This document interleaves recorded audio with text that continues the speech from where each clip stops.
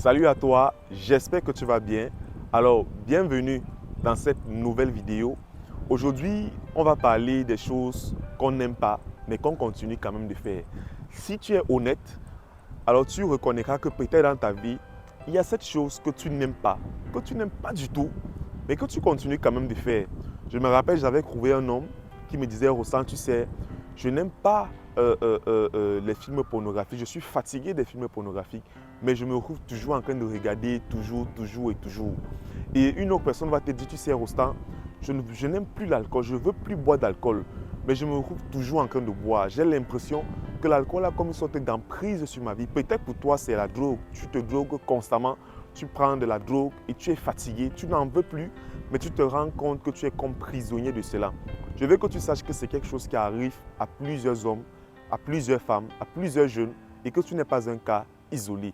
La Bible dit dans Romains 5, c'est pourquoi comme par un seul homme, le péché est ancré dans le monde et par le péché, la mort.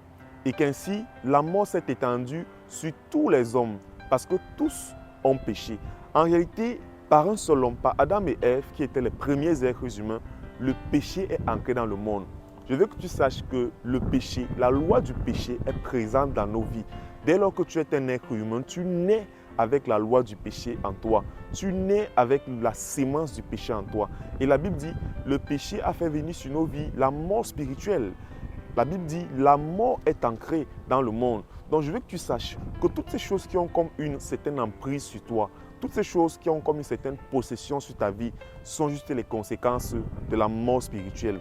Et Paul s'exprime à ce sujet dans Romains 7, versets 15 à 17. Il dit, car je ne sais pas ce que je fais.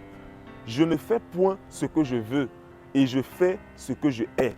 Or, si je fais ce que je ne veux pas, je reconnais par là que la loi est bonne. Et maintenant, ce n'est plus moi qui le fais, mais c'est le péché qui habite en moi.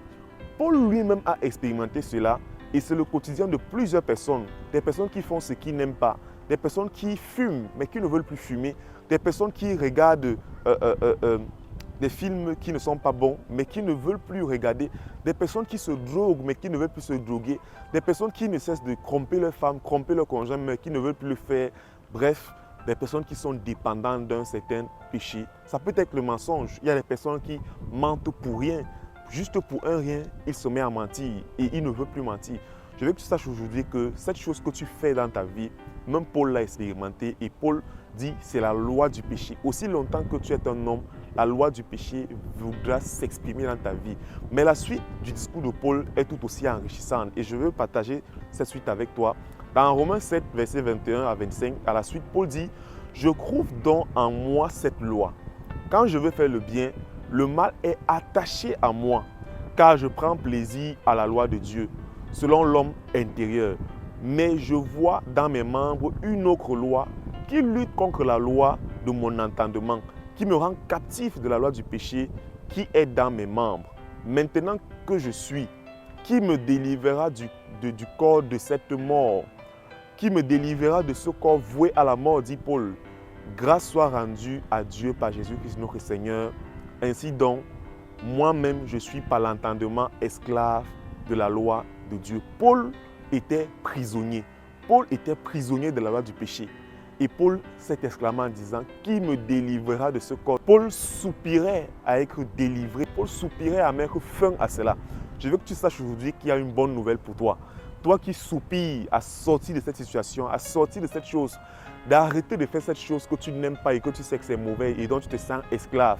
Je veux que tu saches aujourd'hui que gloire soit rendue à Jésus-Christ. Jésus peut te sortir de cette situation. Jésus peut te délivrer. Aujourd'hui, si tu veux mettre fin à cela, si tu veux mettre fin à ce cycle, si tu veux mettre fin à la loi du péché dans ta vie, je veux que tu saches que pour y arriver, tu dois recevoir l'Esprit de Dieu. Tu dois recevoir la loi de Dieu, la loi céleste. Et pour pratiquer cette loi, pour expérimenter cette loi, il faut que tu viennes à Jésus-Christ. Je veux que tu saches que Jésus est le seul et l'unique qui peut briser le joug de cette chose que tu n'aimes pas dans ta vie. Jésus est le seul qui peut dealer avec cela. Jésus est le seul qui peut te libérer de l'emprise de ce péché. Parce que Jésus dit, il est venu pour nous rendre libres. Il est venu pour nous affranchir. La Bible dit, tu connaîtras la vérité et la vérité t'affranchira. La vérité se trouve en Jésus et uniquement en Jésus-Christ. Alors aujourd'hui, si tu veux mettre fin à cela, si tu veux sortir de cette boucle, si tu veux sortir de ce cycle, je veux que tu saches que Jésus te dit aujourd'hui, mon fils, ma fille, viens à moi, confie-toi à moi, parle-moi de cette situation, accepte-moi dans ta vie et cette chose ne sera que du passé. Alors, si tu ne sais pas comment tu vas faire, si tu veux discuter avec quelqu'un, échanger avec quelqu'un, je veux que tu saches que je suis disponible pour toi. Et ce sera un plaisir de t'accompagner et de pouvoir t'aider à sortir de cette dépendance afin que tu ne te retrouves plus à faire ce que tu n'aimes pas. Que Dieu te bénisse. Excellente journée à toi. Shalom.